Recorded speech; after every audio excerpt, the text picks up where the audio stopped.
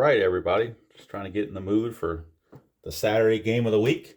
And here we are at the Mistake by the Lake, Cleveland Municipal Stadium for the Oakland A's against the Cleveland Indians. And yes, folks, this was the game of the week, or one of the games of the week. Actually, in this part of the season, at least, NBC was doing doubleheaders, and they had basically 4 games they were offering, for this particular weekend. But I believe the main game was Cleveland and Oakland. The alternate game was St. Louis and Cincinnati. And since we just saw Cincinnati on opening day, I figured and just saw St. Louis last week, easy choice to pass that one by. Second part of the doubleheader was the Expos and Dodgers, but we just saw the Dodgers against the Padres in the first week, so I didn't want to do that one. And the alternate game was Milwaukee, Minnesota, but that was an alternate second game, so I thought this one made the most sense. So that's where we are here at Cleveland Municipal Stadium. I do have the schedule out for the next couple of weeks in the game of the week, and these are all verified from YouTube and from a good source that these are the games of the week. So we just had first game was San Diego and LA. Second game was New York and Detroit. Third game on the 24th was St. Louis and Philadelphia, and we're now at May 1st. It is Oakland and Cleveland. Next Saturday, May the 8th, Los Angeles is at Montreal. Then on the 15th, Boston is at Kansas City. May 22nd, Philadelphia is at Atlanta, and that was a game that was originally shown as the main game. They had a weather delay, so they ended up showing Boston, Oakland for quite a bit, and then came back to this game. But since we just had Boston the prior week, I went in and stuck with the Philly-Atlanta game. Then on the 29th, Cincinnati and Montreal. And on June 5th, San Francisco and Chicago. And that's the extent of my knowledge of games of the week. So I have to see if I can dig up some more information for the games after that. But that's what they got right now. That's the schedule the way it looks at the moment. So let's look at the starting pitchers for both teams. Now, Bert Blyleven started this game, and it was actually the last start of the season for him. He had elbow injury and missed the rest of the season. In fact, he only made it through about an inning and a third of this game. So I'm not sure. I guess I'll let him go as long as he can. But he wasn't carded by Stratomatic, so I had to print his own card. I made it kind of supersized so I could see it better. You could tell by the size of the regular Strat card it's how much bigger it is. Jeff Jones is on the mound for the A's. And you can see the difference in the size of the cards. The only thing I had to get straight on was some of the symbols. When you see the pound sign here, that's the ballpark diamond shots. And if you see an @ sign, that's the dot, meaning if he's tired, then that would be a base hit. Probably a little easier to see the ones in the red versus the ones in the blue on the camera. I don't know. I know in my eyes, I got blue ink on blue thing there. So I've got to, be careful about that, because on the Strat cards that are printed, it's black on the blue, but this is from the computer, it's blue on blue, so it's a little bit rough, but we'll go with it. And those are the starting lineups. Now, went to the Strat computer and to the Diamond Mine computer to get the bench and bullpens for both teams. Benches are plenty. The bullpens are a little bit soft, a little bit small, but again, in normal circumstances, these pitchers go a lot of innings. And actually, in the real game, Cleveland used 3 pitchers and Oakland used 2. So they should still have plenty based on the real life results. Let's look at the bench for the Indians. And they have 1 lefty, 2 switch, and 3 right-handers. So the 1 lefty on the bench is Von Hayes. They have switch hitting catcher Chris Bando and switch hitting outfielder Rod Craig. Right-handers Alan Bannister, Mike Fischlin, and GOW Joe Charbonneau, who is still trying to hang on at that time. Bullpen, they have 3 right-handers, no lefties. They have Tom Brennan. He came in real life in this game and pitched like 4 or 5 innings after Blyleven got hurt. So he would be the long man if I need to use him. They also have Ed Whitson, who's a starter/reliever, and he's available, and he's not scheduled to pitch anytime soon, as a starter, I mean. And then Dan Spillner is their closer. So that's all they've got in the bullpen. If it goes extra innings or whatever, I can always pull somebody out and use them in an emergency, but that's what they have. For the A's, we'll look at their bench, and they have, I believe they're all right-handed on the bench. Yes, they are. They used all their lefties in the lineup. So right-handed pinch hitters or substitutes, they have Jimmy Sexton, Jeff Newman, Tony Armas, Cliff Johnson, Mickey Klutz, Davey Lopes, Rob Piccolo before he went to Milwaukee, and Joe Rudy. And Joe Rudy a lot of times would be a defensive replacement. And in the bullpen, they only have 3 pitchers, 2 lefties and a righty. They got Bob Ochinko, a lefty, and Tom Underwood, a lefty. And in the real game, Tom Underwood went 4 innings, I believe, to get the save in this game. And then Dave Beard is their closer, right-hander. So that's the bench and bullpen. Let's look at the starting lineups on the score sheet. Bring the score sheet into play. Hopefully so it shows up where you can see it. Looks like it is. Let's make sure everything is in place here. All right, so starting lineup first for the A's, Ricky Henderson in left, Dwayne Murphy in center, Dan Meyer the DH, Wayne Gross at third, Jim Spencer at first, Jeff Burrows in right, not a very good fielder. So in the real games, a lot of times they would bring Joe Rudy in for defensive purposes, and I may do that if they're ahead. Mike Heath, the catcher, Dave McKay at second, and the chicken Fred Stanley at short. For the Indians, Miguel Delaney is in left, Toby Harris at third, Mike Hargroves at first, Andre Thornton the DH, Vic McBride at right, Ron Hassey catching, Rick Manning in center, Jack Perconti in second, and Jerry Dibzinski, the shortstop. So all the preambles are out of the way, hopefully now. Best I can do for colored dice, I got the red, which is the traditional dice for Strat anyway, for the Indians, and the green D20 for Oakland. Hopefully the green D20 doesn't clash too much with the green felt. Hopefully not. I think everything now is ready to go. So we'll bring Bert Blyleven up there, ready to pitch. And the first man he will be facing is Ricky Henderson. And of course, this is the season that Ricky Henderson stole 130 bases. So pretty good. On the season, 2-2 with a 4.87 ERA. I'm going to look through the phone now and see how this computer card is looking through the camera and see if I need to do anything with it. Looks like it shows up fairly well, better than what I thought. It's kind of overcast here, but I think the camera is giving a little bit of light, so it looks dark. It looks brighter on the camera than it is here in front of me. So I can still see well enough, so I won't turn the light on just yet. I won't turn the lamp on. So we are ready to go here from Cleveland Municipal Stadium. Oakland A's and the Cleveland Indians. And once I get into May, I'll start showing the standings in the divisions as the Strat computer is simming everything else. But kind of early right now to worry about that. So as we get into, well, we're at May 1st, but as we get into, late May, when teams have about 30 or 40 games under the belts, then the standings are actually, start to mean something. All right, so Ricky Henderson's going to start us off here against Bert Blyleven. And this game is underway. We get a 5-7, Blyleven. That's a K with an @ sign, means that's a dot. That's the dot version. Of course, first bat of the game, he's not tired, so he is going to get the whiff on Ricky Henderson. That's a good idea to keep Ricky off the bases. He does have a fatigue rating, does Blyleven. Let's see if I can make sure I can see it fairly well. Looks like either a 5 or 6. It's kind of hard to tell for me. I think it's a 5, but let's see here. Yeah, it's a 5. Looks like a 5 to me. Okay, Dwayne Murphy setting us up now for the second at bat. Center fielder.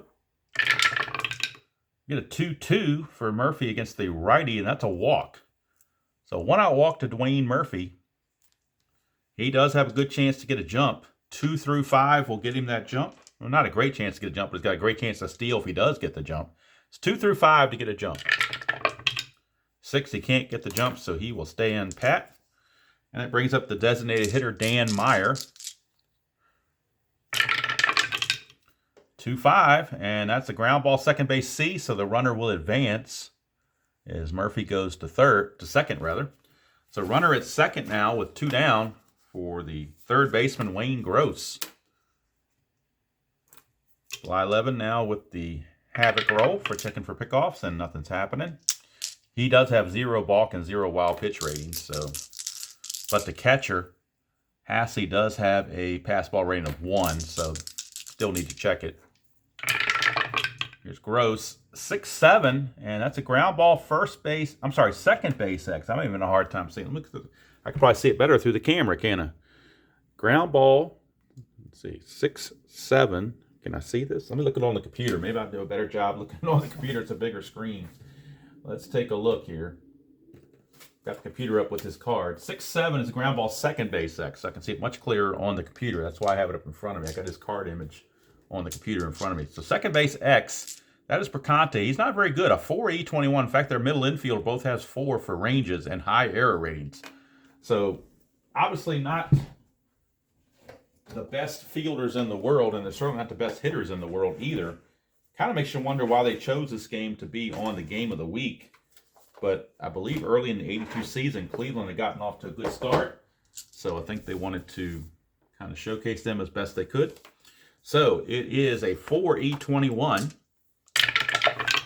4 and a 17 should be okay. He gets to that on a 4 and a 17. That's actually a G1, but there's already 2 outs, so we're not even worried about that. The play is going to be at first, most likely. G1, and that is an 8. He's an E21 and an 8. There is no 8. And in fact, since it's a G1, we'll say he actually runs on second, so it can't be a forced play. It just has to be a 4-3. And the inning is over. So nothing doing for the A's in the first. We go to the bottom of the first. It's Oakland nothing and Cleveland coming to bat. And Jeff Jones, the pitcher, he was 3-1 in 2 starts. This is one of his few starts. He was mainly a reliever. 3-1 with a 5.11 ERA. He only had 37 innings pitched all season. He does have a fatigue factor of 5. Miguel Delaney, the left fielder, will lead things off for the Cleveland Indians. 4-10, and that's a ballpark single check, and that's the one thing I forgot to do was check the ballpark singles. I've got the computer up, so I'm going to use their results on a bad day. It says bad weather. I'm not sure in this game whether it was bad weather or good weather. I don't really remember, to be honest with you. I probably ought to use the average day because I think it was, I don't remember there being an issue with weather, but there could have been. In Cleveland in early May, late April, there can always be bad weather. But if I just use their ballpark effects to begin with, 1 to 11 is a single on an average day, so I think I'll use that for lefties and righties. And home runs, lefty is a 1 and righty is a 7 for home runs. All right. So the result was, I'll get straight here in a minute. Result was a 4-10, which is a ballpark single for a switch hitter batting left-handed. It doesn't matter. It's 1 to 11. That's a 3, so Delaney gets himself a base hit to lead off. And he's definitely a threat to go. 3 through 6 to get the jump. Can't get the jump, but that's a 1. Chance for a pickoff. And to do the pickoff, you use the secondary rating. And if we roll a D20 that's higher than this, he gets picked off. 15 or less, he gets back. He gets back. So he gets back, but now he can't get the jump, so he's got to stay put. And that brings up Toby Terra. 6-12, and that's a strikeout for Jeff Jones as he gets Hera for 1 away. And that will bring up the human rain delay, Mike Hargrove. I thought about taking a deliberate amount of time to do his at-bats just to simulate that, but for video purposes, I think I'll just keep it going.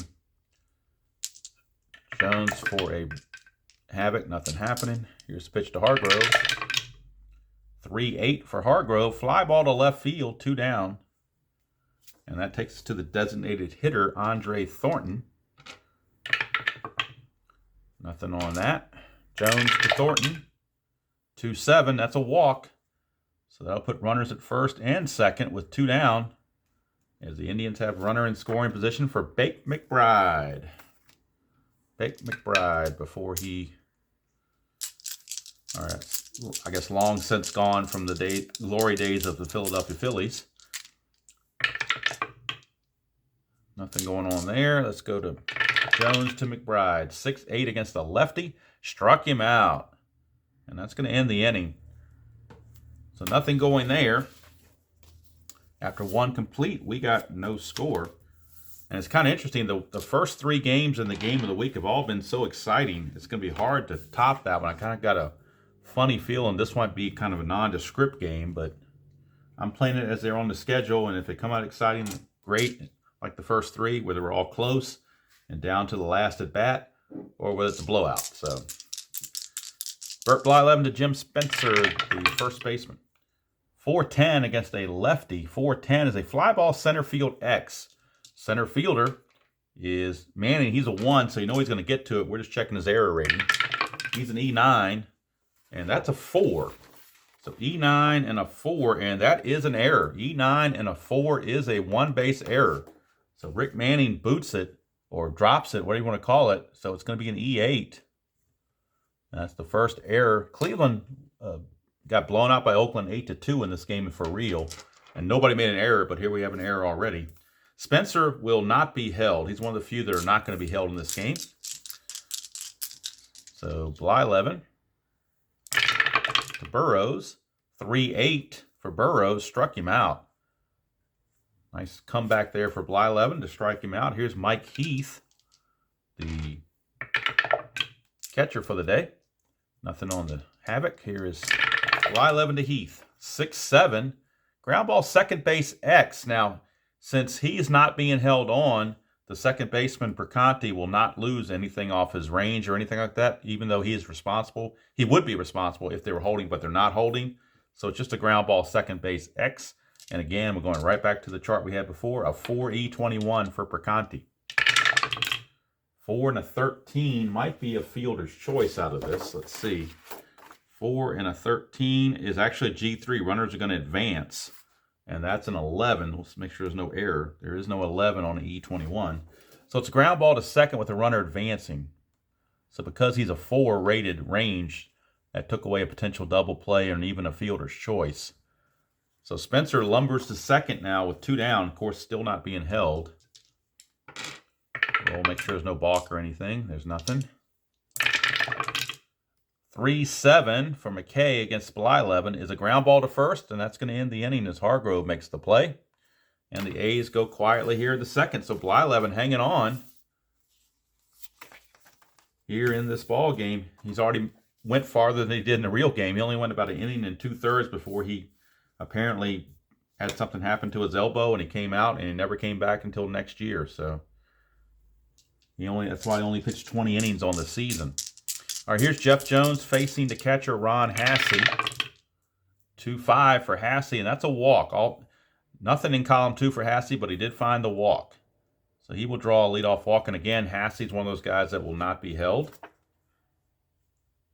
And we'll roll the havoc for Jeff Jones. He does have a high wild pitch rating if it gets to that. Nothing there. Here's Rick Manning. 4-5 against a lefty for Jeff Jones. It's a split chance. 1's a single, 2 through 20 is a line out. That's a line out to the second baseman.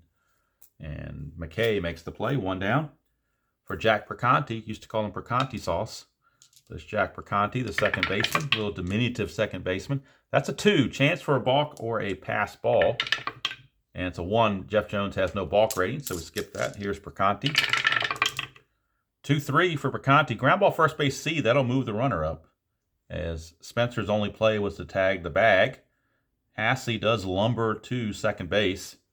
He's going to have trouble scoring on a base hit, though, unless he gets a star. And anything other than that, he probably has to hold. Let's see. Jones, anything on a wild pitch? Nope. Here's Dibzinski. 5-7, and that's another walk. So Jeff Jones has walked 2 this inning, puts runners at first and second with 2 down for Miguel Delaney. And he singled his first time up. Nothing on the havoc. 4-4, and that is a ground ball, third base X. Third baseman, Wayne Gross, is a 4E16. 4 and a 7, that might be trouble. 4 and a 7, nope, it's a G3. 4 and a 6 would have been a single, but this one's a G3. That's a 12, and he is an E16. There is no 12. There's a 14, but there's no 12. So Gross makes the play, and we'll say that he just throws to first to be simple, and that ends the inning. So we go to the third here in Cleveland. No score. A's and the Indians. It'll be Stanley, Henderson, and Murphy coming up for Oakland, as Billy Ball has not yet had a chance to show itself. Here's the chicken, Fred Stanley, famously for the Yankees back in the 70s. Blyleven 4-6, and that's a strikeout. So Blyleven gets the strikeout of Chicken Stanley, and that'll bring up Ricky. 5-8. That's another strikeout. So Blyleven struck out Ricky twice, keeping him off the bases. And that brings up Dwayne Murphy. 3-5, and that is a 1-9. I'm sorry, 3-5 is a strikeout. I was looking over here. 3-5 is a strikeout. So Blyleven strikes out the side. Uncle Charlie must be working. His elbow's not hurting yet, so he's in there. And Jeff Jones will be coming up. And you might wonder, is it fair to leave Blyleven in all this time knowing that he was hurt like that? Well, when you're doing a season replay, what if it didn't have that information? You would just play him like normal. So I don't think knowing ahead of time would be fair to pull him like that. All right, here's Toby Harrah, but you know, everybody has their own replay style. You can do it as you wish. Here's Jeff Jones to Harrah, 212, and that's a ball. That's not a ballpark single. That's a regular single for Toby Harrah. Solid base hit. He's got a 6 to get a jump. He has to roll a 6 to get the jump. 4, he can't get it. So Harrah will hold, and Mike Hargrove, the batter. And Harrah will be held on, obviously. 3-12 for Hargrove. That's a ground ball, second base A. That's a 4-6-3 double play. Just what Jeff Jones needed for 2 quick outs to clear the bases for Andre Thornton. And Thornton was powerful back in '82. He had 32 home runs, 116 RBI as a mostly DH part-time first baseman. 6-2, that's a split chance. 1-5 is a single, but that's an 18. So we're just going to line it to Stanley at short. And after 3 complete, we got no score here in Cleveland. Oakland won this game in real life 8-2. But the runs have yet to come. But there's still 6 innings to go, so who knows? Blyleven back out. We'll be facing Dan Meyer. Meyer grounded to second his first time. 2-10, and he's going to foul it out. Foul out to the catcher, Ron Hassey, 1 away. There's Wayne Gross. 3-8 for Gross, and he walks. So 1 out walk to Gross. Not really a threat to steal, but again, back in those days, they pretty much held almost everybody. So unless they were a slow-running catcher or somebody like Jim Spencer. But Gross did steal 3 bases on the season, so we're going to hold him on. Roll the havoc. Nothing happening. Spencer now. 6-10, and 6-10's a ground ball, third base X. Third base X. So that is Toby Harrah. He's a 3-E-13. 3 and a 16, this might be a double play. 3 and a 16 is a G1. That's a 9, and I'm sorry, that's an 11. I can add. I went to public school. That's an 11, and he's an E13. And look at this. The only error on E13 for a third baseman is an 11, the only one base error, and he found it. So, unfortunately, not going to be the double play they were looking for. It's an E5, and Spencer has reached base twice on errors. Both Cleveland errors have come on Spencer at bats. Gross will go to second. So instead of being out of the inning, Blyleven has to throw more pitches. It's first and second with only 1 out for Jeff Burrows. Now, no one's being held on base. 1, but he doesn't have a wild pitch rating. 4-9, and a 4-9 is a single for a 1. Anything else is a ground ball B, but that is a 1. Look at that. That D20 is a 1, so that fits a single. It's only 1 star. It's going to load the bases. Bases are now loaded for Mike Heath, and Indians looking to turn that double play and get out of the inning. They will play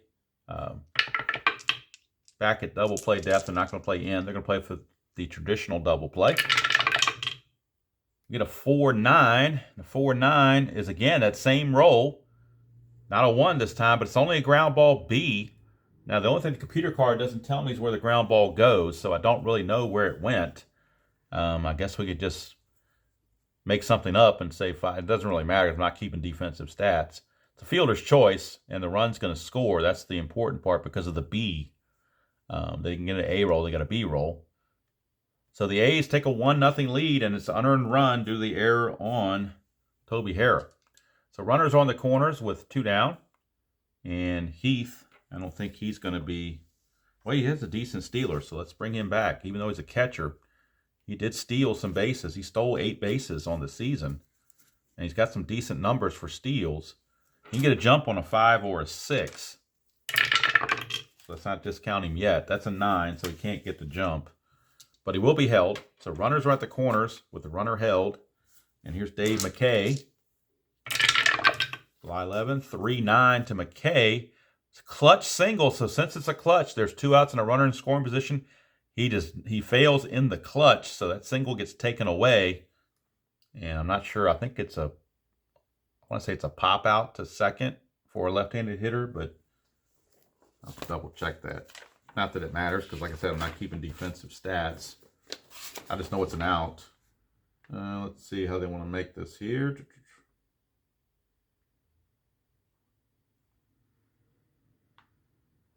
Does it say what the out is?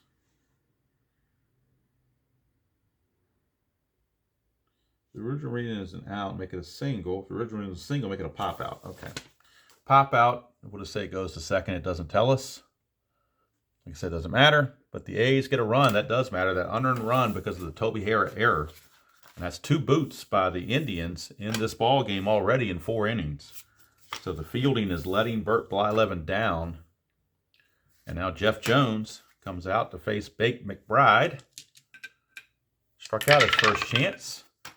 4-11, and that's a ballpark single, which is a 1 to an 11. That's a 19, though, so it will be a line out to second, as the ballpark does not allow the hit. Here's Ron Hassey.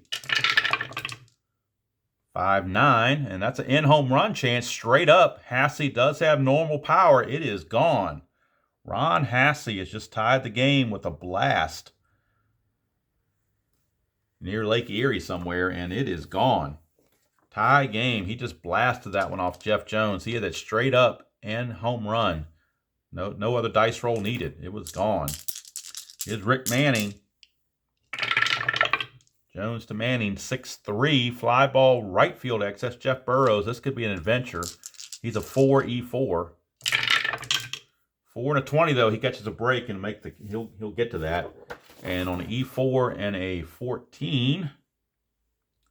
A 15's an error, but not a 14. So Jeff Burrows is able to make the catch. 2 down for Jack Perconti. But we're tied at 1. 3-5 for Perconti, and he will walk. That keeps the inning going. And he's a threat to try to get a steal here. 2 through 5 to get the jump. 8 can't do it, so he'll stay put, but he will be held. And that'll bring up the number 9 hitter, Dibzinski. Jones to Dibzinski, 4-7. 1 to 10's a single. That's a 2. It's a 1-star single, so that'll put runners at first and second. And again, Cleveland is threatening for some more. And here is Miguel Delaney. Havoc roll. Nothing happening. 6-7. And that's a ground ball. Second base, X. That is McKay. He's a 3-E27. 3 and a 4. That's problems. 3 and a 4 is an SI1. It's only 1 star, so that's going to load the bases. Cannot score him unless there's an error. That's an 8, and he is an E27. There is no 8, but it's a single with only 1 star, so that means the bases are now loaded. So Jeff Jones thought he was going to get out of the inning pretty easily, but now all of a sudden the bases are loaded for Toby Harrah. Going to try to make up for that error. We'll roll the Havoc. Bases loaded, 2 outs. That's a 2, chance for a balk or a pass ball. He has no balk rating, but Heath does have a pass ball rating of 2, so that's a possibility. But we're checking balks, so nothing's happening. Jones to Harrah, 4-9, and that's trouble. Jeff Jones is going to give up some more runs. That's a 14. That's a single, 2 stars. 2 more runs come in, and the Indians grab a 3-1 lead. All this with 2 outs. A 3-1 lead for the Indians. And Toby Harrah now has a chance to get a jump with a 6. Can't do it. So it'll bring up Hargrove. 6-10, and that's a ground ball second base to end the inning. He's not tired, so no worries there. But 3 runs for Cleveland, and at the end of 4, it's Cleveland 3 and Oakland 1. And Cleveland's already exceeded their run total from the real game. Here's Blyleven to start the 5th, and this is his point of weakness inning. So keep an eye on that for sure. And Tom Brennan, who pitched a lot of innings in the real game, will be coming on once Blyleven has to go. But right now, Blyleven's going to see if he can get through 5 innings and qualify for a win. Here's Stanley, 2-9, and that's a walk. Not a good start. It's 1 knock against his point of weakness. Stanley will be held, but he won't go anywhere. Havoc, nothing's well, it's a 2, so chance of a pass ball if we roll a 4, 5, or 6, which we just did. So pass ball rating on Hassey is a 1. This has to be a 1. Nope, no pass ball, so we drive on. Blyleven to Henderson, 2-8, and that's a fly to center. 1 down, so he's done really well keeping Henderson off the base. Henderson 0 for 3. And that brings up Dwayne Murphy. 1, there's no wild pitch rating, so nothing to worry about there. Murphy, 3-4 for Murphy. That's a single. It's clutch, but they're not in a clutch situation yet, so it's going to be a single to left field. And that'll put runners at first and second. Now, 1 more base hit or walk, and Blyleven will reach his fatigue level. Here's Dan Meyer. Nothing on that. 4-6, and that's a strikeout. So he gets Dan Meyer on strikes, 2 down. 1 more batter to go, and it's Wayne Gross. Indians have no lefties in their pen, so everybody's a righty. 6-7, and that's a ground ball. Second base X, that's Perconti again. Perconti is a 4 E21. 4 and a 15, he'll get to that no problem, but the E21 might be a problem because that's a 17, and he is an E21. E21, 17 is a 2-base error. E21, a 17 is a 2-base error. So that will bring home Fred Stanley, and that's error number 3 by the Indians. They just can't field in this game. 3rd error by Cleveland. Murphy will go to 3rd base. Gross gets to 2nd base on the E4. So the run scores, cuts the lead to 3-2. Can't count that against Blyleven, though. That wasn't his fault. So he's going to be in there still to try to get Spencer out to end the inning. 4-9, and a 4-9 is a walk. That's going to load the bases, and now he is fatigued. But he can still pitch as long as he avoids the dot. So I think they're going to let him try to get out of this with Jeff Burrows. Bases are loaded with 2 outs. 3-2, but Oakland is threatening to tie the game or potentially take the lead. Blyleven, 2-11 to Burrows, and that's a ballpark home run shot. Home runs are 1-7, but that's a 13, so it's only a deep fly to left, and the inning is over. So Blyleven pitches out of it.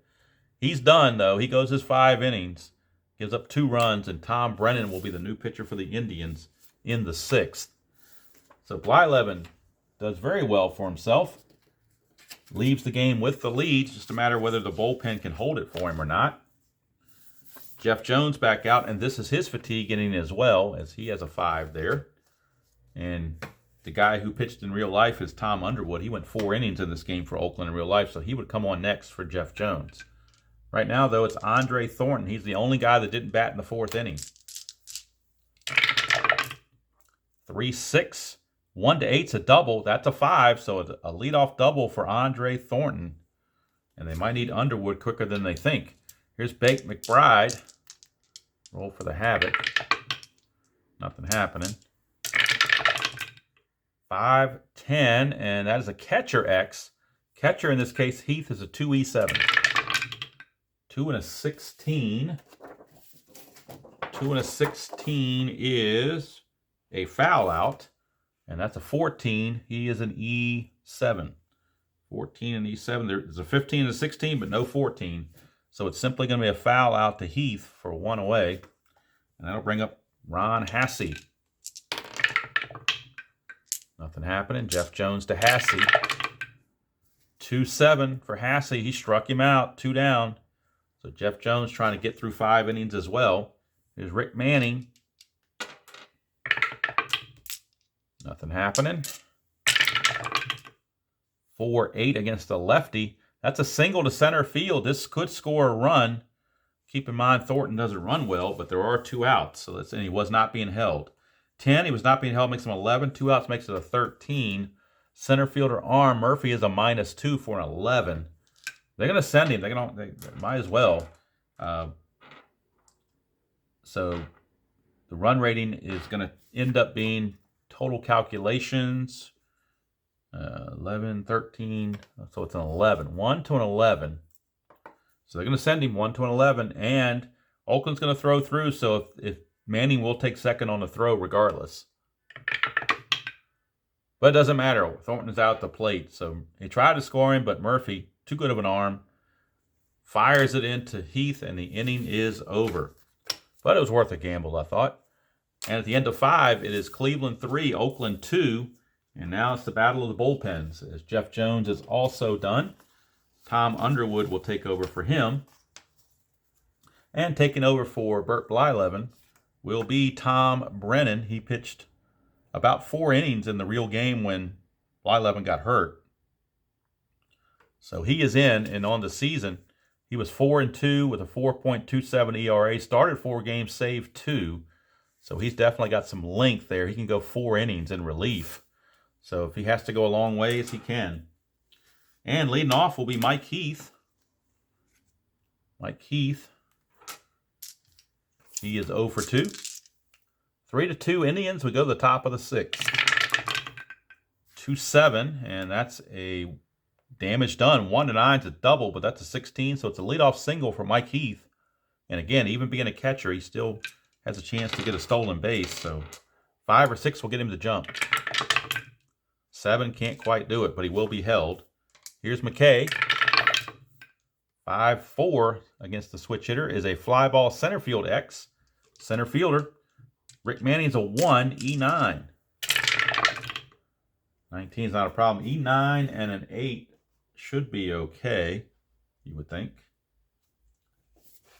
Check the chart. E9 and an 8 is not a problem. So good play out there for Rick Manning, 1 away. That'll bring up Fred Stanley. Brennan with the, he does have a balk and a wild pitch rating both, so definitely have to keep an eye on that. Fred Stanley, 3-8. And that's a fly to left, 2 down. That'll bring up Ricky. He's 0 for 3, so he can definitely stand to get something going here for his team. Let's see if it has better luck against Brennan. Didn't have any luck against Blyleven. 1-8, and no luck against Brennan either. It's a fly to left. He is now 0 for 4. And the A's come away empty-handed. And we go to the bottom of the 6th. It's still 3-2 favor at Cleveland. And now we'll get the new pitcher for the Oakland A's, and it will be Tom Underwood. And Underwood on the season had 10 starts, but he also had 7 saves, so he definitely went back and forth on relief and starting. 10-6 with a 3.29 ERA and 7 saves. And his relief rating is a 3 for fatigue, so he can go several innings, obviously. And he'll be facing lefty Rick Manning. Tom Underwood, not to be confused with Pat Underwood, who's on the Tigers. Don't know if they're related or just happened to be. Actually, Rick Manning was the one who got the base hit when Thornton was thrown out, so it's actually Jack Berconti leading off. Jack Berconti is leading off instead. He's another lefty. So Berconti, Underwood to Berconti. 6-5 against the lefty, struck him out. So good start for Underwood. That brings up Dibzinski. 2-6 against the lefty. That's a 1-16 single, but that's a 20, so it's a line out to second. And McKay grabs it, 2 down for Delaney. Switch hitter will now turn around and bat right-handed. 3-2, and that is a split chance. 1-7 is a single, but that's a 16, so it's going to be a line out to short. Fred Stanley will grab it, and it's a 1-2-3 inning. We go to the 7th. It's still 3-2 Cleveland. So maybe this one doesn't have the excitement maybe of some of the other previous games, but at least we got a close game. And I guess if you're a Cleveland fan or an Oakland fan, maybe that adds to it. I don't know. I have no skin in the game, so it doesn't matter to me. I just like a good close game. All right, here is Dwayne Murphy. 2-9 for Murphy. Struck him out. 1 down. That brings up Dan Meyer, the DH. 1-4. Pops it up to first. Hargrove is there. 2 down. Wayne Gross. 5-6, fly to center. So Brennan, 2 shutout innings already in relief. Doing very well for himself. 7th inning stretch time. Singer, take me out to the ball games. It is Cleveland 3, Oakland 2. Here in the bottom of the 7th at Cleveland Municipal Stadium on a Saturday afternoon. The date of this game was May the 1st, 1982.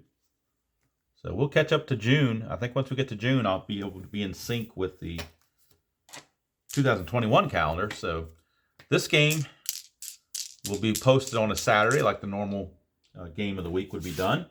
The next game in the schedule is Los Angeles and Montreal, which was a Saturday, May 8th game. But I will post that on a Wednesday to try to help us get caught up. So early part of the schedule was a Saturday and Wednesday, 2 games a week. Once we get to June, then we're back to our normal Saturday schedule. Here is Toby Harrah against Underwood, 1-8, and that'll be a leadoff walk for Toby Harrah. He may have made the error, but he's gotten on base 3 out of 4 times, 2 singles and a walk. Needs a 6 to get a jump. And he does get the jump. How about that? He's a 19.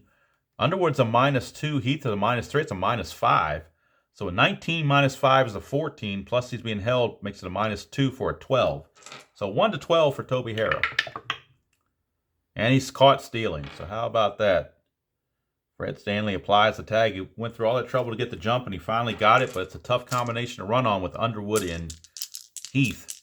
That old -5 really digs into it. Plus the 2 for being held is a -7. So the best you're going to have is about a 1-13 or 1-12. And just couldn't get it done. Here's Hargrove. Lefty on lefty against Hargrove. 5-8.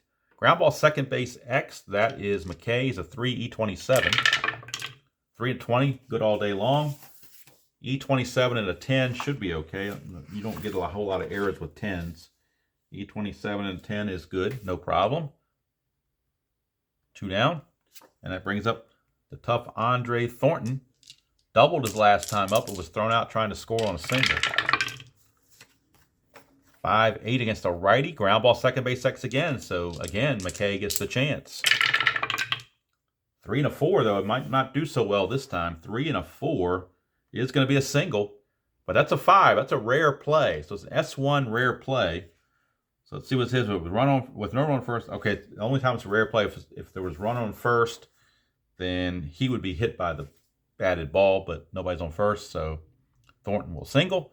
So had Harrah not tried to steal, he would have been out with the ball hitting him. So, but that's just the way it works out. Now Andre Thornton, actually they will hold him because he had 6 steals on the season. He won't try to get a jump, but they will hold him. He's worthy of being held. So.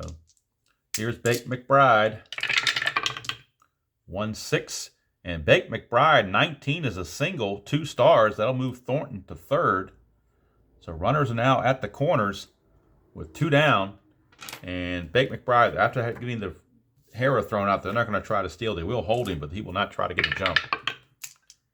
Here's Ron Hassey, lefty on lefty. 5-9 from Underwood, struck him out. He's definitely not tired yet, only in his 2nd inning of relief, so he's not tired. And that's going to end the inning. We go to the 8th. Still 3-2. Bullpens are holding up nicely for both teams. So Brennan back out there. He has faced 7 batters and retired 6 of them. So he's still pitching very well. Jim Spencer to start the 8th as the A's need to get something going if they want to catch up in this game. Spencer, Burrows, and Heath due up. 2-7, and that's a fly to center, 1 away. That'll bring up Burrows. So Jeff Burrows is up. 2-6 for Burrows. That's a 1-2 for a triple, but that's a 16. So he's just going to fly to center for out number 2. And with that at bat from Burrows being completed, they will now bring in Joe Rudy for defensive purposes in the next inning. So Joe Rudy, although it wasn't that great defensively, a little bit better than Burrows, better range anyway. He's a 3, but he's an E21. So the higher error rating, but the better range. So Joe Rudy is going to take over, and he will play right field going forward as Burrows' day is done. And Mike Heath is up with 2 outs and the base is clear. Brennan, 4-4. That's a fly ball. I'm sorry, 4-4 is a ground ball third base X. So Hara gets another chance. He made an error earlier. See if he can make this one. 3E13. 3 and 11 is good. E13. I think that 11 was a bad roll, wasn't it? Yes, it was, and we did it again. That's another 11. So look at that. 13 and 11. That's another error on Toby Hara. That is the 4th error. I gotta keep whiting this out. That's the 4th error on the Indians in the game. It's amazing that they're winning. Another E5. Hara with his 2nd error of the game. They've had 4. So Heath is aboard. He could get a chance to steal. -3 and a +2 from Hassey is a -1. So he would have a good chance 1-14 if he gets the jump. Needs a 5 through 6. And he got it, 5. So it's calculated he's a 17 for getting the lead. -3 is a 14. +2 is a 16. He's being held. -2 makes it a 14. 1-14, he will steal it. And he gets thrown out. Boy, Hassey just fired it down there. Billy Ball not working too well today. And Dibzinski puts on the tag, and the inning is over. Wow, Billy Ball. Billy Martin not too happy about this. We go to the bottom of the 8th. Score still 3-2 at Cleveland. Underwood in there. This is his fatigue inning of 3, so keep an eye on him. But you got some lefties coming up. Manning, Perconti, and Dibzinski. 1-9 for Manning. He flies to right, 1 away. Brings up Perconti. 3-7, and he flies to center, 2 down. And Dibzinski steps up. 6-8, and he's going to pop it up to short to end the inning. So Underwood does very well, goes 3 innings without giving up anything. So nice outing there for Underwood. And now we go to the top of the 9th, and I believe they're going to turn it over to their closer, Dan Spillner. Even though Brennan's pitched so well, you got to turn it over to your closer at this point. He had 21 saves on the season. He was 12-10 with a 2.49 ERA and 21 saves. So Dan Spillner will be coming on. But Brennan goes 3 solid. And if you're keeping track of holds or whatever, that's definitely a hold. No question about it. Now, for the A's, they may be going, they got a lot of guys on the bench. They could go to pinch hitters here. McKay will be removed, as he is not the best hitter in the world. He hit 198 on the season, so he's definitely coming out. Let's see who they got on the bench. They do have Tony Armas. They do have Cliff Johnson. And both those guys could tie the game in one swing of the bat. So they're going to go with, let's see who they want to go with here. They're going to pinch hit for Stanley as well. So they're going to start out with Tony Armas, followed by Cliff Johnson. So back-to-back not doubleheaders, back-to-back pinch hitters. Tony Armas will hit for McKay, and Cliff Johnson will hit for Stanley. And if it goes to the bottom of the 9th, we'll just bring in defensive replacements, not a problem. And then Ricky Henderson would follow. So it's Armas, Johnson, and Henderson due up against the closer, Spillner, with McKay and Stanley leaving the game. So let's see how they want to play this out. Davey Lopes could be on the pinch run if they need a pinch runner. He's on the bench to pinch run in case Armas or Johnson get aboard. They would pinch run with Lopes, and Lopes could actually then play second base if it got to that. But I'm getting way ahead of myself.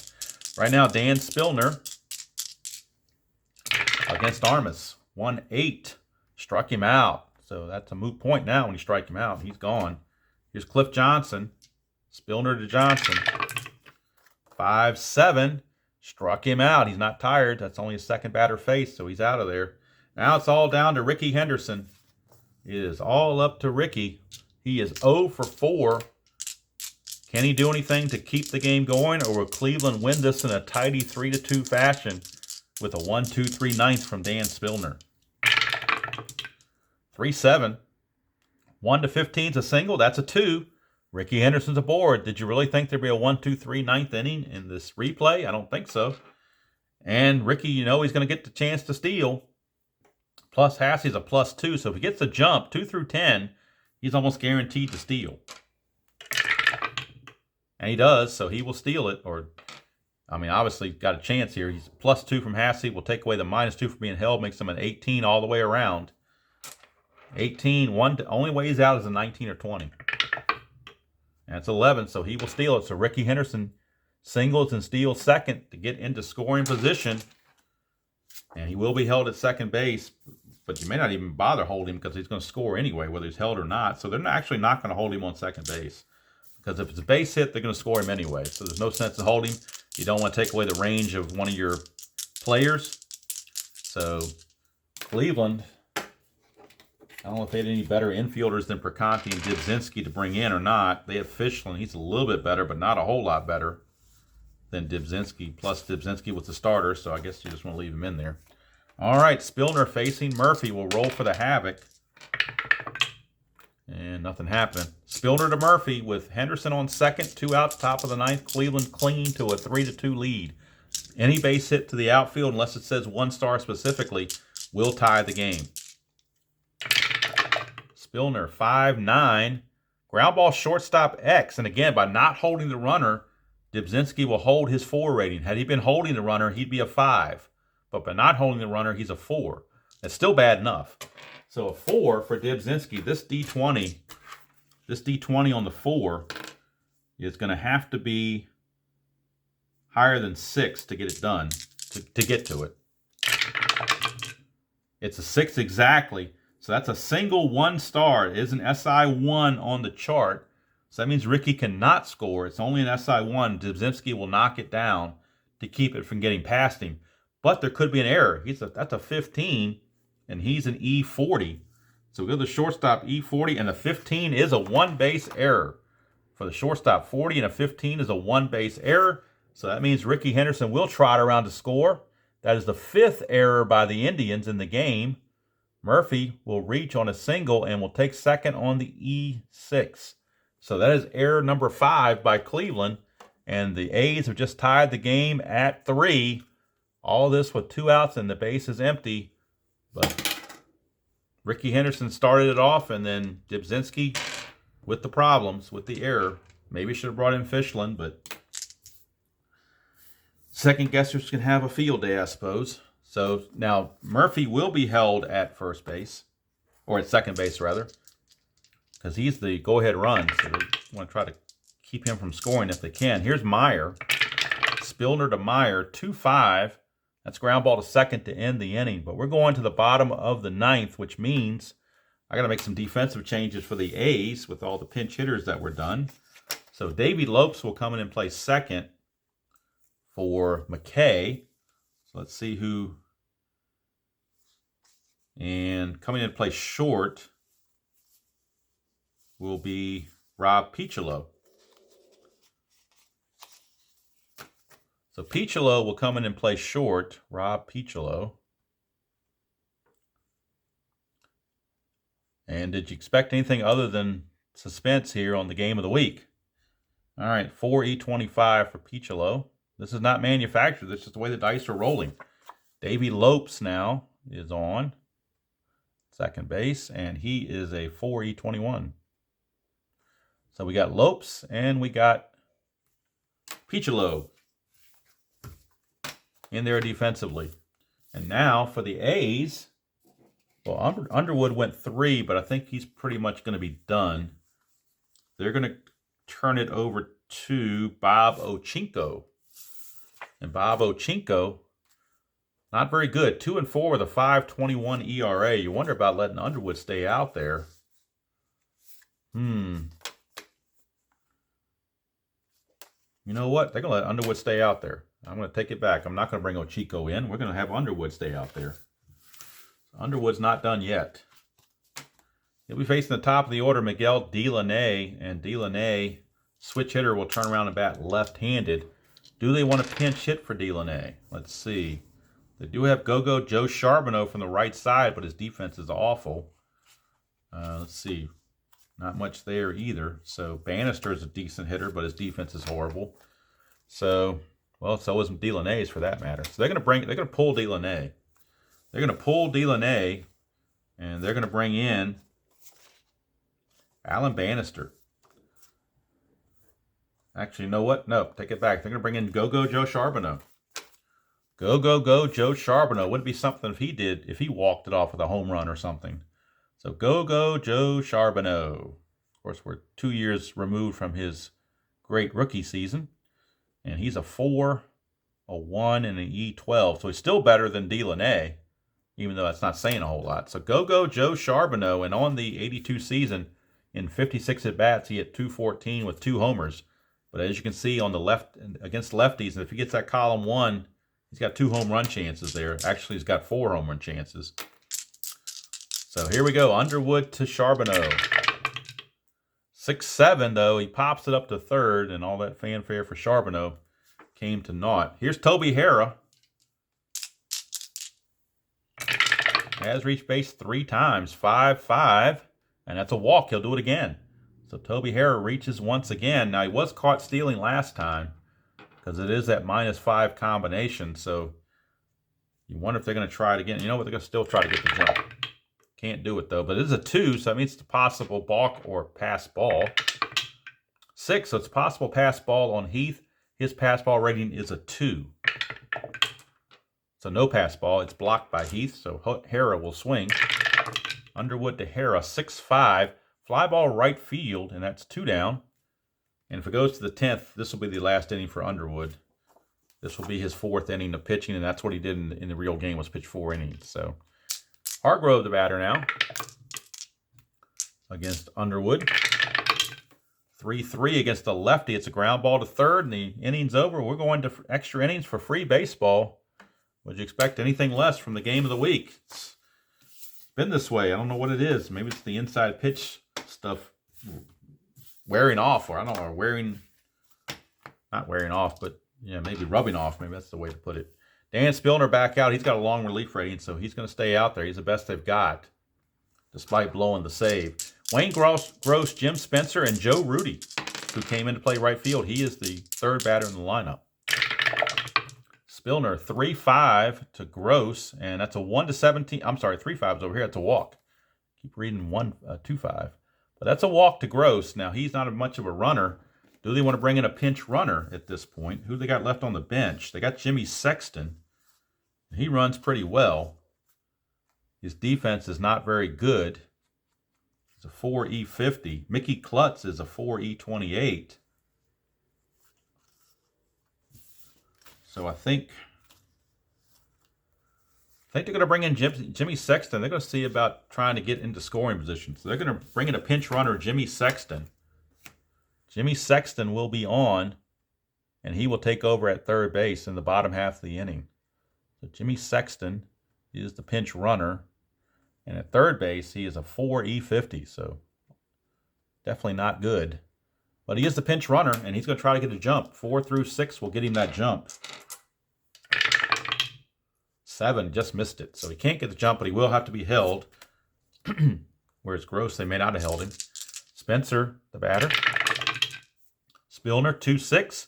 That's a ground ball first base A, and it clears the bases. 3-6-3 double play.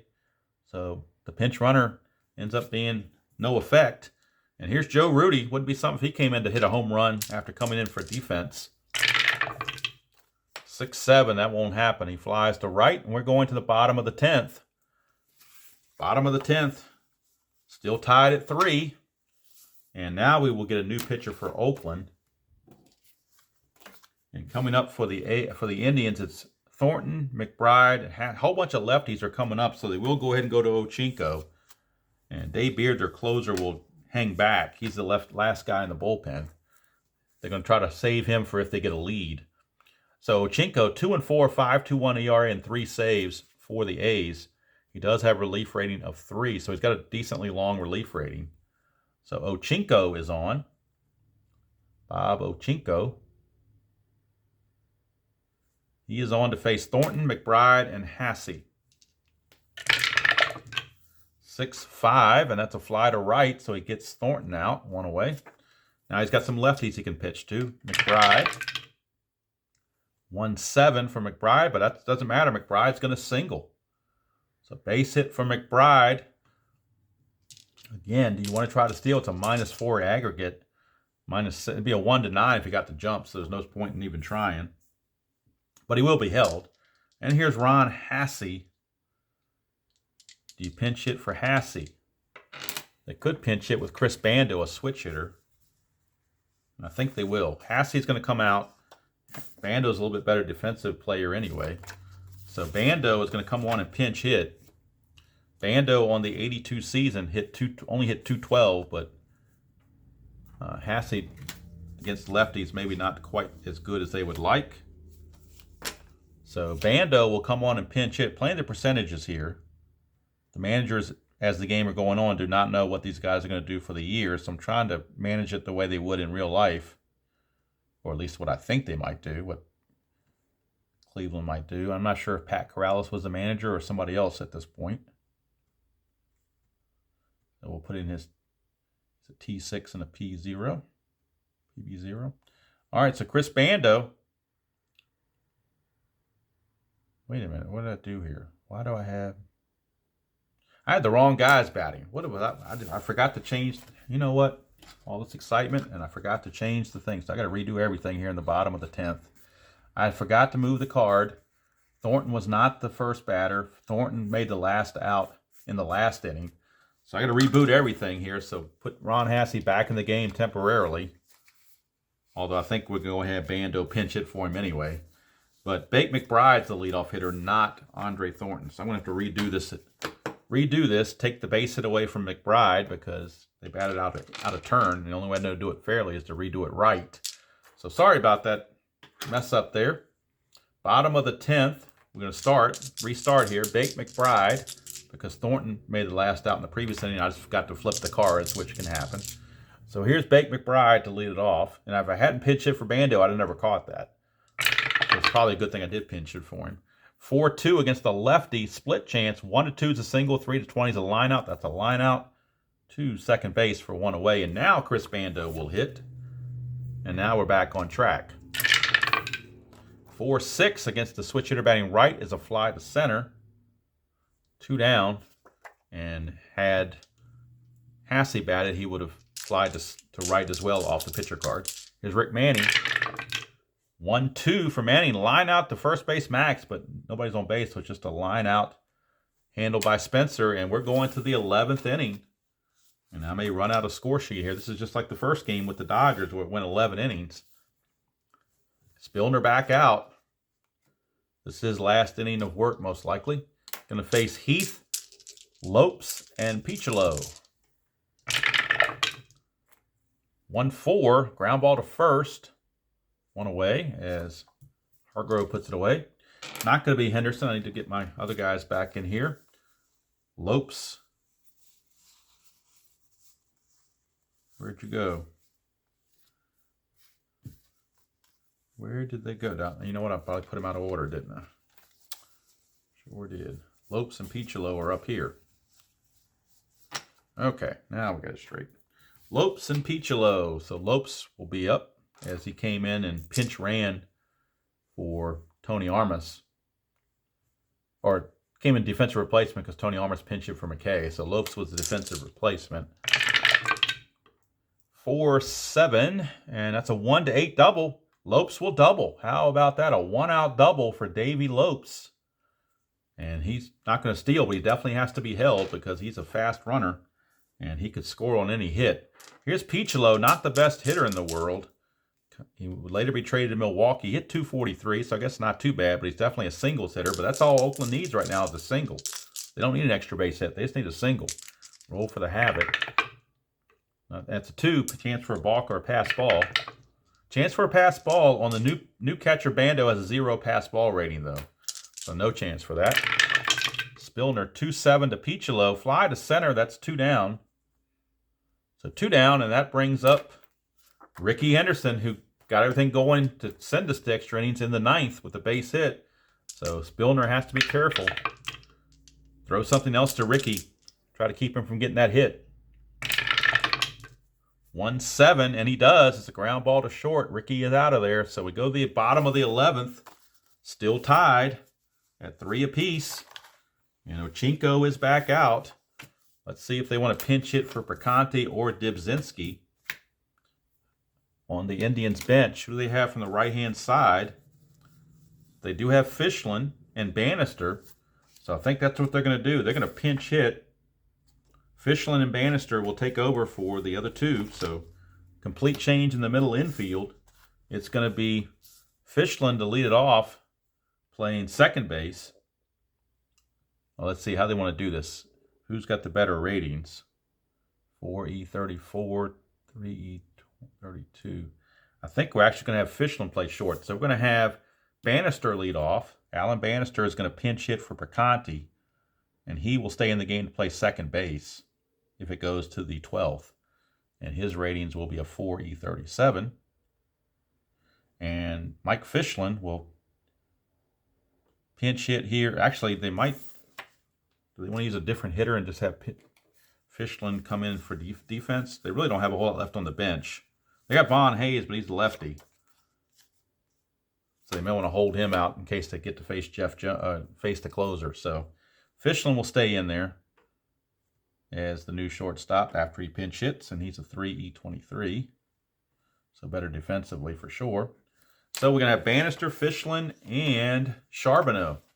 Remember, Charbonneau came in for Delaney in the 9th. So Bannister, the pinch hitter against Sachinko. 110, and that's a base hit. 12, that's a double for Alan Bannister. So Alan Bannister, a pinch hit double to start the inning here in the bottom of the 11th against Ochinko. And here's Fischlin. He's a B bunter. He could try to bunt him to third, but it'd be kind of risky. Don't want to get the lead guy thrown out. So it's a 2, chance for a balk or a pass ball. That's chance for a balk, and he's got a 3 balk rating. No balk there. So let's bring in Ochinko to pitch to Fischlin. That is a 5-9. 5-9's a strikeout. Huge strikeout for Ochinko. 1 away, and here's GOW Joe Charbonneau with a chance to be the hero for the Cleveland Indians. Runner on second, Bannister will be held. 4-4. 4-4 against a righty is a ground ball shortstop X, but the shortstop's not responsible for holding the runner. Second baseman is. So the shortstop Peachlow is a 4E25. He will keep that rating. 4E25. 4-18, he'll get to it. A 10 is probably not going to be a problem. E25. There is no 10, so it's a good play. The 4 in the 18 is a G1, so that means the runner had to hold. So Charbonneau fails, but it's up to Toby Hara, who's made a couple of errors in the field, but has done well with the bat. They could walk him and pitch to Hargrove. I think that's what they're going to do. They're going to walk Hara intentionally with first base open, and it's all down to Mike Hargrove. Mike Hargrove is the batter. Lefty on lefty matchup. 3-7, fly to center, and we're going to the 12th. So it's going to be a war of attrition. And they're going to run out of pitchers here eventually. Spillner may be done. The only pitcher they have left in the bullpen is Ed Whitson. So they're going to bring in Ed Whitson. And Whitson's going to have to go the rest of the way. He does have a long relief rating. But they're going to depend on him to get it done here. And I'm around a room on the score sheet. So we're going to the 12th. And I'm going to have to keep the score on something else.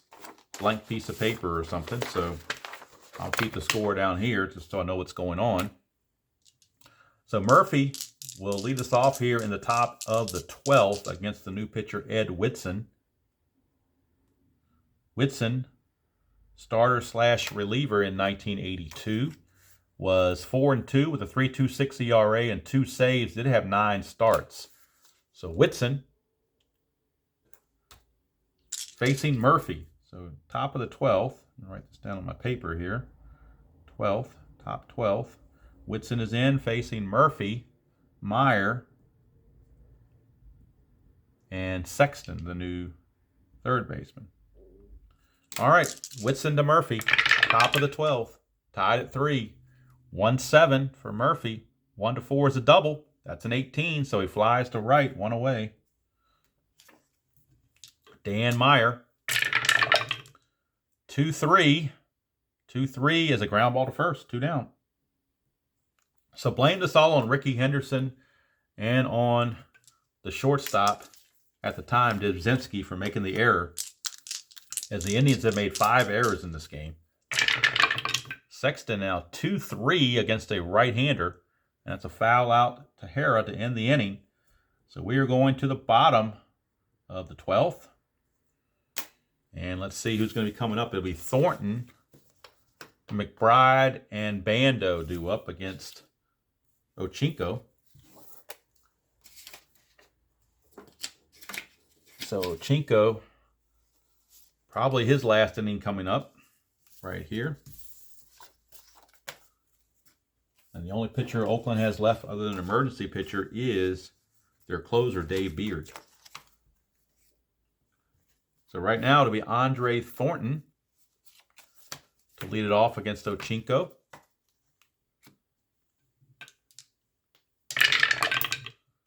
.65, and that's a fly to right. So Thornton flies to right field. 1 down for Bake McBride. Lefty on lefty. 1-9. Struck him out. So Ochinko holding his own. And that'll send us to Chris Bando, switch hitting catcher against Ochinko. 3-11, and that's a ground ball to second to end the inning. We're going to the 13th. Top of the 13th we go. And I think that might be all for Ochinko. We'll see. Although there are some lefties still remaining, so they might leave Ochinko in there. So right now, Eddie Whitson going to come back out and see if he can keep it going. Now, what did I do with the Whitson card? I put it over here by mistake. There we go. Top of the 13th we go. It'll be Spencer, Rudy, and Heath due up for the A's here in the top of the 13th, tied at 3. I was not planning to have this extra inning game, particularly with the limited amount of bullpen pitchers that both teams have, but kind of like Murphy's Law, you kind of knew it was going to happen. Blame it on Ricky. It's his fault. Ed Whitson, 3-12 for Spencer, and that's a ground ball to first. Thornton's there, 1 away. 1 down for Joe Rudy. Tutti Frutti Rudy. 1-3. 1-3 for Rudy. Foul out to third. Hera is there, 2 down. Could Cleveland make a possible 6th error in this game? That would be something. Whitson, 2-6. 1-4 is a home run for Heath, but that's an 18, so he flies deep to left field, and Cleveland just escapes disaster. We go to the bottom of the 13th, still tied at 3. Ochinko's going to come back out. He will come back out. Rick Manning. Rick Manning is the hitter. He'll lead it off. 4-7, fly to center. So he's out of there. So it's going to be Manning, Bannister, and Fischlin. Next up is Bannister. He doubled as a pinch hitter last time up. Ochinko, 3-4 against the lefty is a ground ball to short. I'm not doing injuries, so Bannister will stay in there. And that brings up Fischlin. 1-7, and he grounds to short. So we're going to the 14th. Here in Cleveland, top of the 14th. We go. Ed Whitson back out. And he'll be facing,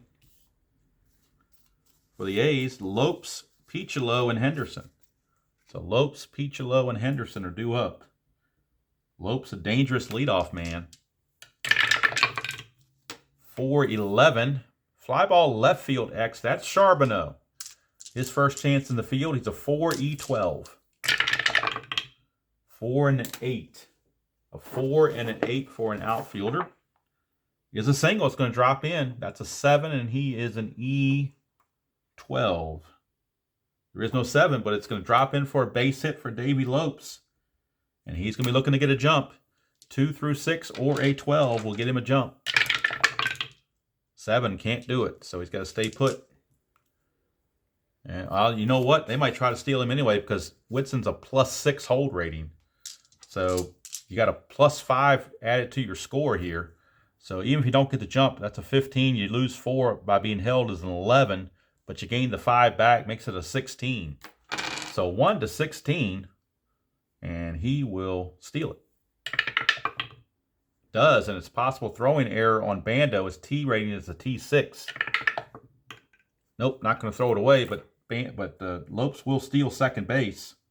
So Lopes is at second base with nobody out here in the top of the 14th.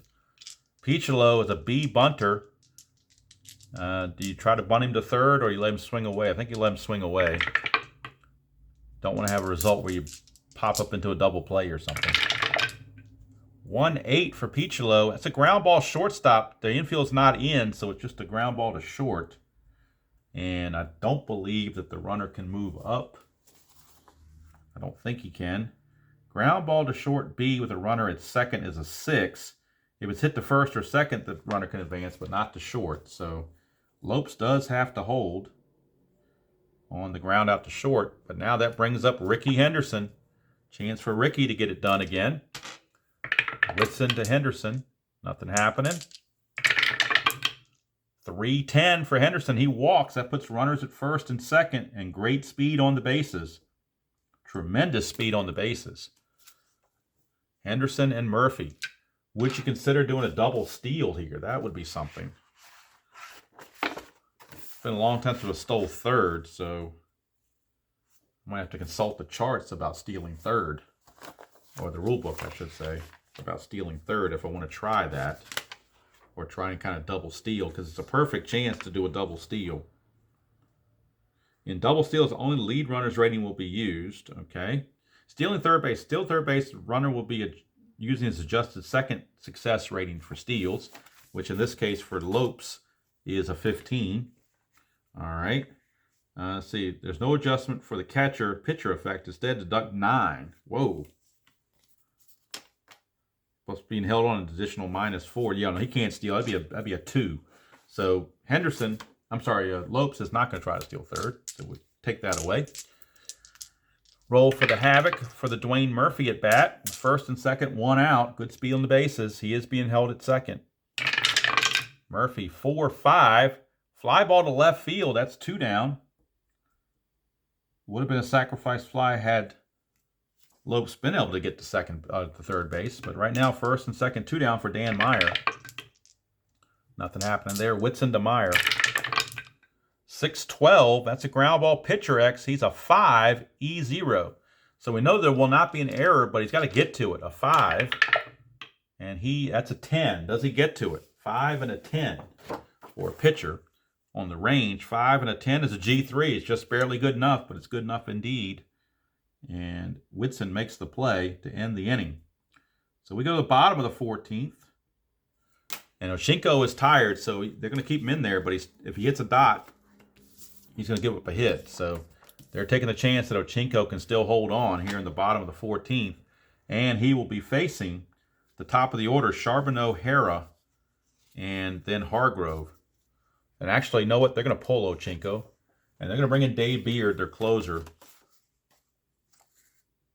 And he's got some relief rating. He can go a few innings as well. He's 10-9 with a 3.44 ERA. He did start 2 games, but he saved 11. And his relief rating is a 3. So he's going to be in there. So on the bottom of the 14th, we turn it over to Dave Beard. And he'll be facing the top of the order, Charbonneau, Hera, and Hargrove. However, Von Hayes is still sitting there on the bench. So they're actually going to pinch hit for Charbonneau with Von Hayes. So Von Hayes is actually going to come in and pitch, and he's a much better defensive player. So Von Hayes will now be a 2E8. So Von Hayes is on. Ran out of room on the score sheet to do anything about it, but I got it on my paper. Pinch hitting, Von Hayes against Dave Beard. 3-7 for Hayes, and he grounds it to first, 1 away. Charbonneau on a 3-7 would have grounded to short, so tit for tat. So Hayes is out of there, but he will stay in the game to play left field. Here's Hera. Toby Hera, 6-8. That's a walk. So Toby Hera's been reaching base left and right. He does it there with a walk. Now let's check Beard. He's a +5, so Hera might be looking to get a jump here. See if he can get a steal. Needs a 6, didn't get it. So Hera will have to be staying put, but he will be held. for Mike Hargrove. Hargrove and Thornton. This is the heart of the order here for the Indians. This is the time to get it done if you're Cleveland. Beard, 4-5 to Hargrove, is a line out to first. Snagged by Spencer, and there's 2 down. And now we got Thornton. Last chance of the inning is Andre Thornton. Beard with the havoc roll. Nothing happening. We get a 2-11 for Thornton. And it's a ground ball to second. We're going to the 15th inning. So the top of the 15th, Ed Whitson still in. Ed Whitson. Whitson came in the 12th, so this is he's pitched 3 innings. So he will be subject to fatigue now if he hits a dot. So he's going to try to avoid those dots. And Jimmy Sexton will be the leadoff man for the Oakland. Third baseman. He came over, took over for Wayne Gross earlier on. It seems like a long time ago. 4-6 for Whitson, and that's a walk. That's a walk. So I said when this video first started, I said something about this game. There's no way this game's going to hold up to the previous 3, but it may be surpassing it. I don't know. Walk to Sexton, and that'll give him a chance to get a steal, to get a jump 4 through 6. Can't do it, but he could try to steal without a jump. That'd be a 13. -4 for being held would be a 9. But then you have the +5 to a 14. So 1 to 14, he's going to try to steal it. And he does. Jimmy Sexton steals second base because Whitson can't hold runners on. So Sexton will have to be held at second base. Whitson now facing Spencer. Nothing happening there. Spencer 4-9, and that's a walk to Spencer, and that's going to put runners at first and second with nobody out. And that will send us to Joe Rudy. And Rudy is a decent bunter, so he's going to try to bunt everybody to third into scoring position. So Rudy is up to bunt. We go to our bunt chart. See what Rudy can do. He's a B bunter, becomes a C bunter. C bunter and a 9. So a C and a 9 is a 1 and 2. So it's a 1-ball, 2-strike count on Rudy. They're going to keep the bunt on. And that's a 10. So a 10 on a C bunter is a pop out. So he pops it up to the pitcher. But everybody gets back, no double play. But can't get the bunt down, so Rudy fails. Here's Heath with 1 out and runners at first and second. Here in the top of the 15th, tied at 3. 2-5 for Heath, and that's a walk. And that will load the bases now. Bases loaded with only 1 out for Davey Lopes. And he's a tough man to double up. So the infield's going to play in. Roll for any havoc. Nothing happening. Infield is in. 5-7. 5-7 is a strikeout. He just missed his dot, so he got his strikeout. 5-7, he gets the strikeout of Lopes. That dot would have been a 2-run single if he had hit it. And that brings up Piccolo. Now, do they want to pinch hit for Piccolo? Because they still have, if they want, they still have Mickey Klutz that could play third, and they can move Sexton to short. So they're going to do that. They're going to pinch hit for Piccolo because he's just not a very good hitter. So they're going to pinch hit for Piccolo. And let's see who they got left on the bench. They do have Jeff Newman on the bench, but he's not a very good hitter. Mickey Klutz is not a good hitter either. You know what? They may have to just stick with him because they used all their other hitters. So never mind. Piccolo will stay out there. He's still better than what they have on the bench. So Piccolo will pinch hit with the bases, or not pinch hit. He'll stay in the game with the bases loaded and 2 outs. Here in the top of the 15th. Whitson to Piccolo. 3-7 for Piccolo. 1 to 13 is a single. That's a 1. Piccolo, a base hit. And the A's now take, here in the 15th, they take a 4-3 lead. It's a 1 star. So it's only 1 run. But it is now a 4-3 Oakland lead with Ricky Henderson coming to bat. Chance to blow this thing open with a base hit. Whitson's all they got left. He's got to suck it up. Here to Henderson. 2-10, and he walks Henderson. That forces in a run. It's now 2 runs in, and it's now 5-3 Oakland here in the 15th. And that brings up Dwayne Murphy. Base is still loaded and 2 outs. Whitson on fumes. But they have nobody else. 6-7. And that's a 6-7 is a ground ball second base X. Second baseman is Bannister. He's a 4 E37. 4 and 18, he'll get to that. But let's check the error. He's an E37, which is not good. That's a 7. E37. This is E37. E37 and a 7. There is no 7. He makes the play. The inning's over. But the A's pick up 2 here in the top of the 15th. And we go to the bottom of the 15th. Last chance for Cleveland. They trail it 5-3. Dave Beard trying to hang on and win the game. It'll be Bake McBride for the Indians. It'll be McBride, Bando, and Manning due up. McBride, Bando, and Manning due up on the bench for Cleveland. Who do they have left? They have Rod Craig, and that's it. Rod Craig is the only guy they have left, and he's not a very good hitter, so he probably won't see any action. They're going to stick with what they have. Bake McBride will lead it off here in the bottom of the 15th. Bake McBride to lead it off against Dave Beard. 5-8. 5-8 ground ball second base X. And that is Lopes. He's a 4E21. Whoops, that red die did not go through. Let's re-roll it. 4E21, and that's a 13, so he gets to it, but does he make an error? That's a 10. Usually not an error on a 10. There's not, so Lopes makes the play. 1 down. That'll bring up Chris Bando. So Bando is on. It's Beard, 1-8, and he pops it up to second for 2 down. And now it's all up to Rick Manning. Last chance for Rick Manning. He's got a good column 2 against righties. But it's off the pitcher card. 4-11, it's a ballpark single, but that's an 11, and that's what a single is. 1-11 is a base hit. So Rick Manning, base hit. What, did you think there'd be a 1-2-3 inning in the 15th? Rick Manning's aboard. Would he try to steal? It's a good chance because Beard's at +5 hold rating and getting the scoring position. Well, they're down by 2, so it really wouldn't make any sense to steal. Let's see. Can he get the jump? 2 through 5 or a 10 would get him the jump. If they're down by 1, he would steal. But down by 2, they're not because his run's not important. It's the guy at the plate that's important, Alan Bannister. So Beard will do the havoc. They will go ahead and hold Manning on. Bannister, Beard to Bannister. 4-11 against a right-hander. That's a walk. So the inning continues, and now the tying runs are on base. But little Mike Fishlin's all they got up there now.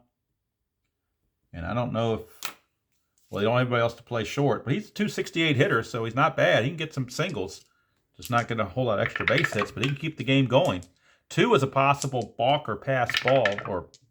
4 is a possible pass ball. And on Heath, he's got a pass ball rating of 2. And it's a 2. It's a pass ball on Heath. That puts the runners in scoring position at second and third. A base hit will tie the game. Don't tell me we're going to a 16th. I don't even want to hear it. Beard to Fishlin. 6-5. Look at this. 6-5. A 1-8's a home run. 9-20's a double. That is a 2-run double, and we are tied at 5 here in the 15th. Are you kidding me? Mike Fishlin, a 2-out double in the bottom of the 15th, has tied the game. Von Hayes, the batter, is up next. Can't walk him because Hera's on deck. You don't want to deal with Hera, so Beard has to get Hayes out. Hayes could walk it off. 6-5, and he does. Look at that. A 9, a 1-7 is a double, is a home run. 8-20 is a double. That's a 9. It's a double. Von Hayes doubles to walk it off, and the Cleveland Indians get 3 in the bottom of the 15th and win the game 6-5. Stick a fork in me. I am done. I don't even know how long the video is going. I haven't looked yet. Oh, we're up to an hour and a half, so I'm about wore out. Thinking the first 3 games couldn't be surpassed, but I think this one just surpassed all of them. You be the judge, but Von Hayes, a walk-off double as the Indians score 3 runs in the bottom of the 15th against the closer Beard. A double by Fishlin and a double by Hayes. 3 runs in the bottom of the 15th to win it 6-5, despite making 5 errors in the game. Unbelievable. I don't even know what to say. It's just, there it is. Take it for what it's worth. Hope you had a fun ride. I'm kind of exhausted, actually. It's one of the few games that wears... This is one of the few times I played Stratomatic or any game and actually got tired. Where I was wanting the game to end. I was like, don't let this go to a 16th inning. And Von Hayes obliged. So I hope you all enjoyed that presentation. Can't wait for this one to get uploaded and premiered and all that good stuff and see what people's reactions are going to be if they hang around this long. But until next time, next game on the schedule for the game of the week we will be in Canada. We'll be up north at Stade Olympique, or Olympic Stadium, Stade Olympiade, or however they call it in French. It'll be the Dodgers against the Expos, and I believe it's Jerry Royce against Charlie Lee, but don't quote me on that. But that's the next game, which took place on May the 8th. And that one will upload on a Wednesday, so I can try to get caught up. This one will upload on a Saturday, 2 o'clock. And I hope you're going to enjoy it as much as I had fun playing it. I went into the game kind of ho-hum, thinking nothing's going to happen. And lo and behold, just when you think nothing's going to happen, it happens. So until next time, enjoy playing whatever game you choose to play, however you happen to choose to play it. And I will see you all down the road.